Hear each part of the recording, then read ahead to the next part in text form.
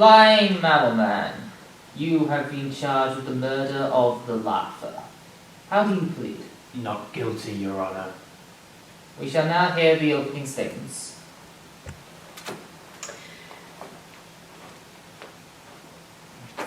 Your Honour, I'm here to prove that Mr. Flying Mammal Man here killed the laugher. Exactly 2 nights ago, the superhero was fighting his nemesis on the top of a skyscraper when all of a sudden, something inside him snapped and he pushed the villain off the ledge.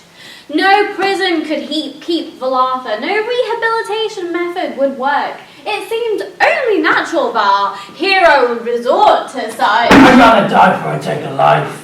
Order, Mr. Flying Mammal Man. You are not to interrupt the prosecution. If you have something to say, wait until it is your turn to speak. Mr. Dent, you may continue. No need. I think that little outburst helps illustrate what kind of person our hero is. Unstable and short-tempered. And the defense's opening statement? Oh. No, that's your cue. Apologies. Yes, the laugher fell to his death during a fight with my client, but it wasn't murder. My client had a gun aimed at his head, so in self-defense, he punched the laugher in the gob, causing him to stumble backwards off of the ledge. Great cover story. Very plausible. Murdoch, when you finish mocking the defendant, I assume the court will hear. Of course. I bring to the stand the one who saw the laugher's body fall to the ground, Mr. Bruce Jordan.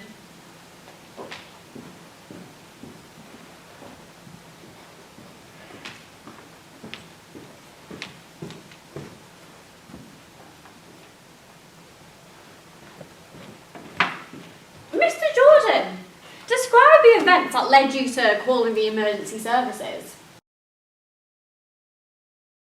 And in the area where the body was found, did you notice any weapons or remains of a broken one? Not even a firearm. Well, as you can see from the photos taken by the police, there were no weapons or remains of a broken one, neither on the skyscraper nor where the body fell. I asked the jury this. How could the defendant have acted in self-defense of being held at gunpoint when there was no gun to be pointed at him? That is all, Mr. Jordan. You're so well spoken and articulated. It's got a jury to hold his hand. That shark is hiding something. Proof is here somewhere. And for my next witness, the accused himself, Mr. Flying Mammal. No. My client refuses. Well, I doubt he would have been cooperative or calm anyway.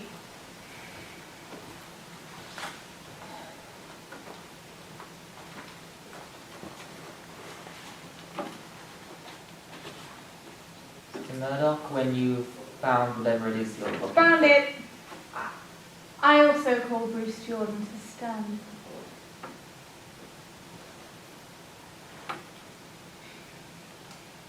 Mr. Jordan, when you recounted the events leading to your seeing the laugher's death, I noticed you started by saying you were walking home that night. Where are you walking from? You forget. Let me jog your memory.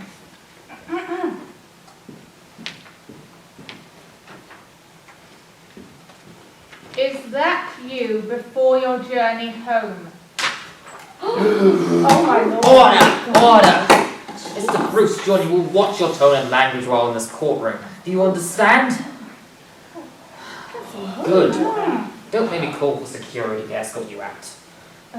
As you can see, Mr. Jordan can be seen in this photo drinking beer in a pub with his friends, thank you, like he does every weeknight. He wanted to keep this a secret in case his wife found out he isn't working overtime like he says he is. Is that right, Mr. Jordan? And would you say you were drunk when you left the pub? I ask the jury this. Can we really trust the word of this shark that there were no weapons at the scene when he was hammered at the time? Can we even trust his memory of that night? That is all, Mr. Jordan.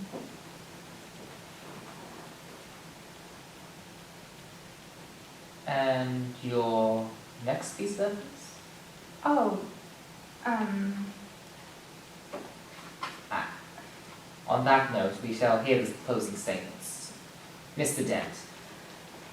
What does it matter? It doesn't matter that Murdoch is the least competent lawyer I've ever met, or that he spent so long trying to prove a shark was under the influence. He didn't take into account the photos the police took that proved that there was no weapon at the scene. There was no weapon at the scene, or justification for pushing the laugher off the ledge of a skyscraper he apparently stumbled off of. No, what matters is that our city's guardian angel killed a notorious villain. But killing is against the law. I am sick and tired of this man thinking he can run around doing whatever he wants. I'm worried about what he will now be capable of now that he's spilled blood for the first time. Before the jury decided not guilty to keep their favourite superhero, I ask this: when will it end? He's killed to tackle crime once before. Who's to say he won't kill again and again and again? He's becoming a villain before our very eyes, but you all refuse to see that. so why have you invited me here? Haven't you heard? Flying Mammal Man was sighted stopping a mugging last night. But when police arrived on the scene, the mugging victim was seen untouched and the culprit bleeding from the throat. Police say they were investigating to shed light on the situation. Flying Mammal Man is yet to comment. Jesus, that's a third one this week. I warned you, I warned everyone in that courtroom what would happen. It won't stop until he's put in a prison or a coffin. What do you want me to say? Sorry, Dent. You were right, Dent. The city is in fear of the death penalty for even the smallest of crimes. Don't you have enough to be smug about? Do you think I'm happy about this? Do you think I like reading about this? No, I'm doing a little worse. What?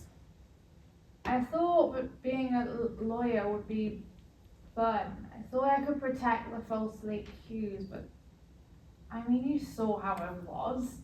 I got so anxious I couldn't even get the formalities right. I only won because of a favoritism. Any other client, and I wouldn't have stood a chance. How did you even get the job, or even through law school? Bribery. It's one of the benefits of marrying into a wealthy family. I slipped a couple hundred over, and they let me defend the Flying Mammal Man. My God, does he know? No, but I'm scared he will. Murdoch, Murdoch!